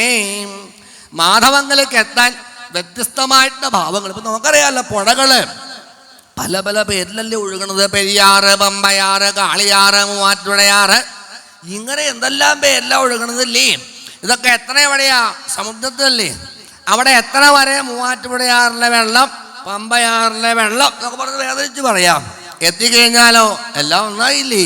ഇതേപോലെ ഭഗവാനിലേക്ക് എത്താൻ വ്യത്യസ്തമായിട്ട് ഭാവങ്ങൾ എത്തിക്കഴിഞ്ഞാൽ എല്ലാം ഒന്നു തന്നെയാണ്, മാറ്റമൊന്നുമില്ല എന്ന പൂർണ്ണതയാണ്, കൃഷ്ണന്റെ പരിപൂർണതയാണ് രാജസൂയം എന്ന് പറഞ്ഞാൽ. അത് പ്രത്യേകമായിട്ട് കർമ്മയോഗം നിലയിൽ അവിടെ പറഞ്ഞു. അപ്പൊ ഇവിടെ ആദ്യം ജ്ഞാനയോഗം, രണ്ടാമത്തെ ഘട്ടം ഭക്തിയോഗം, മൂന്നാമത്തത് ഈ പറഞ്ഞ കർമ്മയോഗം. അപ്പൊ ജ്ഞാനം, ഭക്തി, കർമ്മം, 3 യോഗങ്ങളും ഒരേ കൃഷ്ണങ്ങളിലേക്ക് ലയിപ്പിച്ചുകൊണ്ട് ശ്രീമദ് ഭാഗവതത്തിലെ ഏകസ്തുതി ഏതെന്ന് ചോദിച്ചാൽ ഭീഷ്മസ്തുതി മാത്രമാണെന്നർത്ഥം. എന്നിട്ട് ഇവിടെ ഭീഷ്മര അവസാനം ഉപസംഹാരത്തിൽ പറഞ്ഞെന്താ? തമിമഹമജം ശരീരഭാജാം ഹൃദി ഹൃദിഷ്ഠിതമാത്മകൽപിതാനാം പ്രതിദ്രസമിവ നൈകതാർക്കമേകം സമധിഗതോസ്മി വിധൂത ഭേദമോഹ. എൻ്റെ ഭേദബുദ്ധികളൊക്കെ ഇല്ലാണ്ടായി നിലയ്ക്ക് ഉപസംഹാരത്തിലെടുത്തു പറഞ്ഞു. അപ്പോൾ ഒരു ചോദ്യമുണ്ട്. അപ്പം ഇതേവരെ ഒരു തെറ്റിദ്ധാരണ ഉണ്ടായിരുന്നില്ലേ ഭീഷ്മർക്ക്? ഇപ്പൊക്കെ മാറി എന്നല്ലേ പറഞ്ഞത്? എപ്പം മാറി? രാജസൂയം കഴിഞ്ഞപ്പോഴാണ് കൃഷ്ണന്റെ പൂർണ്ണത അങ്ങോട്ട് ബോധ്യപ്പെട്ടത്. എന്താ? നിന്ദിച്ചാക്കും വന്ദിച്ചാക്കും ഒരേ അനുഗ്രഹമാണെങ്കിൽ കൃഷ്ണൻ ഈശ്വരൻ തന്നെയാണ്. ഇതാണ് നിന്ദിച്ച ശിശുപാലൻ, വന്ദിച്ചു പൂജ ധർമ്മപുത്രൻ, രണ്ടുപേർക്കും ഒരേ അനുഗ്രഹമല്ലേ? കൊല്ലാൻ വേണ്ടി വിഷം പുരട്ടി വന്ന പൂതനയ്ക്ക് കൈവല്യമുക്തി അല്ലേ? അമ്മിഞ്ഞ കൊടുത്ത് പരിപാലിച്ച് ദേവയ്ക്കും കൈവല്യമുക്തി. രണ്ടുപേർക്കും ഒരേ ടിക്കറ്റാ, അല്ലാണ്ട് സീറ്റ് ചേഞ്ച് ചെയ്തിട്ടില്ല. ഒരേ ടിക്കറ്റാ, കൈവല്യമുക്തിയാണ്. കൊല്ലാൻ വേണ്ടി വന്നാക്ക് അതേപോലെ സ്നേഹിച്ച അമ്മയ്ക്ക് രണ്ടും ഒന്നാണെങ്കിൽ അപ്പൊ ഒന്നാവണ ആളാണ് കൃഷ്ണൻ. കൃഷ്ണന്റെ പൂർണ്ണതയാണ് രാജസൂയ എന്ന് പറഞ്ഞാൽ. അതാണല്ലോ. അതോടുകൂടി കൃഷ്ണ വിധൂത ഭേദമോഹ, എൻ്റെ ഭേദബുദ്ധികളൊക്കെ ഇല്ലാണ്ടായി. എപ്രകാരം? പ്രാതിദൃശമിവ നൈകതാർക്കമേകം സമധിഗതോസ്മി. ഒരേ സൂര്യൻ പല പല പതനങ്ങളിൽ പലതായിട്ടല്ലേ പ്രതിഫലിക്കുക? വെള്ളത്തിൽ സൂര്യൻ പ്രതിഫലിക്കണ പോലെയാണോ ഭിത്തിയിൽ? അല്ലല്ലോ. പാറയിൽ അങ്ങനെയാണോ? സൂര്യൻ ഒന്നല്ലേ ഉള്ളൂ. ആ പ്രതിഫലനത്തിൻ്റെ വസ്തുക്കളുടെ മാറ്റം അനുസരിച്ചുകൊണ്ട് വ്യത്യസ്തമായി എന്നല്ലാതെ കണ്ട് സൂര്യന് മാറ്റമുണ്ടോ? ഇല്ല. ഒരേ സൂര്യനാണ് എല്ലാ ചരാചരങ്ങളിലും. പ്രത്യേകിച്ച് എങ്കിൽ അതാണ് കൃഷ്ണൻ. വ്യത്യാസമൊന്നുമില്ല. എല്ലാ ചരാചരങ്ങളിലും ഒരേ ബ്രഹ്മം തന്നെയാണ്, മാറ്റമൊന്നുമില്ല. ആ ബ്രഹ്മം തന്നെയാണ് കൃഷ്ണൻ, മാറ്റമൊന്നുമില്ല എന്ന ബോധ്യം ഇവിടെ ഭീഷ്മർക്ക് പറഞ്ഞപ്പോ എന്തായി? സ്വന്തശ്വാസ ഉപാരമൽ. ശ്വാസം ഭഗവാനിലേക്ക് ലയിച്ചങ്ങോട്ട് ചേർത്തൂതാം. വിനോഭാവയെ കുറിച്ച് കേട്ടിട്ടുണ്ടോ? വിനോഭാവയെ മറ്റേ അറിയണ ആൾക്കാർ മറ്റേ ആരപ്പുണ്ടാവുക? വിനോഭാവയുടെ ഉപദേശത്തെ അദ്ദേഹം പറയുന്നുണ്ട്. യോഗേനാന്തേ തനുത്യാഗം എന്നാണ് സന്ദേശം. ലോകത്തത് പഠിപ്പിച്ച ആചാര്യനാണ് വിനോബഭാവെ. അദ്ദേഹത്തിനെ കാണാൻ ഭംഗിയില്ലാത്ത കാരണം ആരും ഫോട്ടോ കൂടി വച്ചിട്ടില്ല, അതാ പറ്റിയത്. യോഗേനാന്തേ തനുത്യാഗം അദ്ദേഹത്തിന്റെ ഉപദേശമാണ്. ഈ മനുഷ്യാത്മം എന്തിനാ? അത് യോഗമാക്കണം എന്നാ. പക്ഷെ നമ്മളെ ആക്കിയിട്ടോ ഒരക്ഷരം മാറ്റിയിട്ടാക്കിയതാ പറ്റിയത്. ഭോഗം. ഭോ ആയി, യോ മാറിയിട്ട് ഭോ ആയപ്പോ എന്ത് പറ്റി? രോഗം ആണ് കൂടപ്പുറപ്പ്. അതല്ലേ? അപ്പൊ ഭോ ആയ രോഗമായി. യോഗമാക്കണം എന്ന് വെച്ചാൽ സാക്ഷാത്കാരത്തിനുള്ള ഒന്നാണ് ശരീരം എന്നുള്ളത് മറക്കരുത്. അതല്ലേ? അദ്ദേഹത്തിന് വലിയൊരു അസുഖം വന്ന് സർജറിക്ക് നിശ്ചയിച്ചു. ഡോക്ടേഴ്സ് പറഞ്ഞു ബോധം കെടുത്തണമെന്ന്. 5 മണിക്കൂർ സർജറിയാ. ബോധം കെടുത്തിരി വേദനിക്കില്ലേ, പേടിയാവില്ലേ എന്ന് ചോദിച്ചു. അപ്പൊ അദ്ദേഹം പറഞ്ഞു അത്രേ, അതെ, ആ സർജറിക്ക് 1 മണിക്കൂർ മുമ്പ് ഒന്ന് പറഞ്ഞേക്കാം. ഏത് ഭാഗമാണ്, എനിക്ക് അനസ്തേഷ്യ മറ്റേ വേണ്ട, ഏത് ഭാഗമാണ് കയറണമെന്ന് മുൻകൂട്ടി പറഞ്ഞാൽ മതി, എന്നിട്ട് ചെയ്തോളൂ, എനിക്ക് വിരോധമൊന്നുമില്ല. ശരീരമായിട്ടുള്ള ബന്ധമൊക്കെ അദ്ദേഹം വിട്ട് കഴിഞ്ഞൂതാം. എന്നിട്ട് എന്താ പറ്റിയെന്നറിയോ, അനസ്തേഷ്യ ബോധം കെടുത്തലൊന്നും ഉണ്ടായില്ല. അദ്ദേഹത്തെ ഓപ്പറേറ്റ് ഡോക്ടർ ബോധം കെട്ടു. അതാണ്ടായത്. അല്ല, 5 മണിക്കൂർ നിഷ്പ്രയാസം അദ്ദേഹം ഇരുന്നാണ് കൊടുത്തു. എവിടെയാച്ചാൽ കയറിക്കോ, എനിക്ക് വിരോധമൊന്നുമില്ല എന്നുവെച്ചാൽ യോഗമാക്കി. ഇപ്പൊ ശരീരം ഉപാധി മാത്രമാണെന്ന നേരേക്ക് അങ്ങനെ ആവണ്ടേ. ഭീഷ്മൻ അങ്ങനെയല്ലേ, കുരമ്പകളേറ്റ് പടയുമ്പോഴും ആത്മാനന്ദ നിർവൃതിയിൽ ലയിച്ചു കിടന്ന ഭക്തൻ.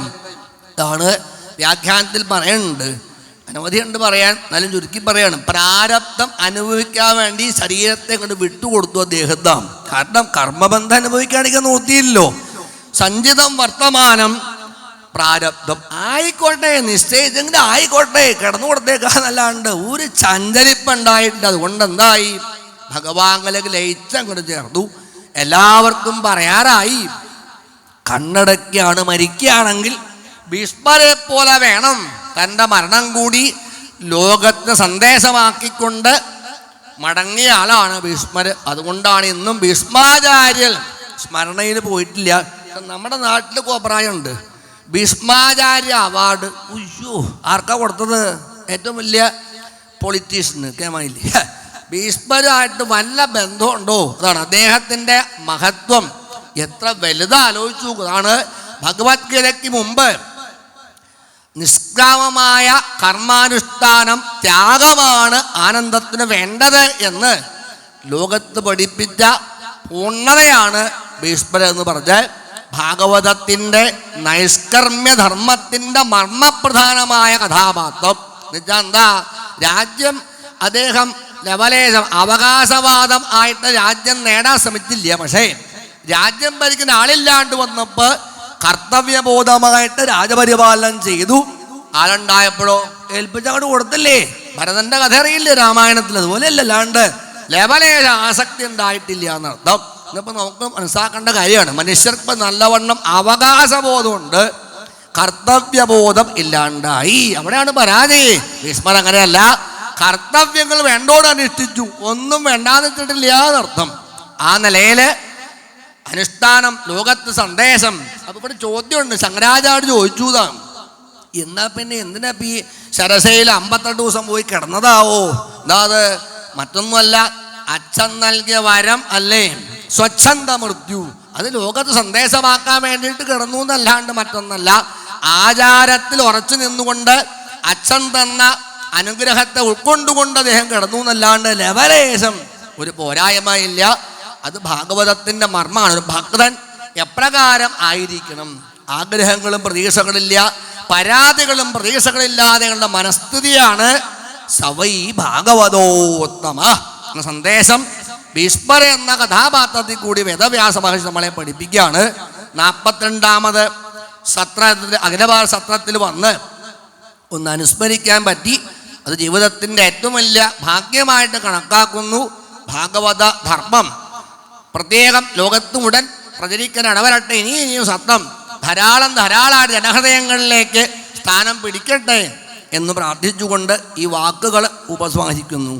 സർവത്ര ഗോവിന്ദനാമ സങ്കീർത്തനം. ഗോവിന്ദ ഗോവിന്ദ.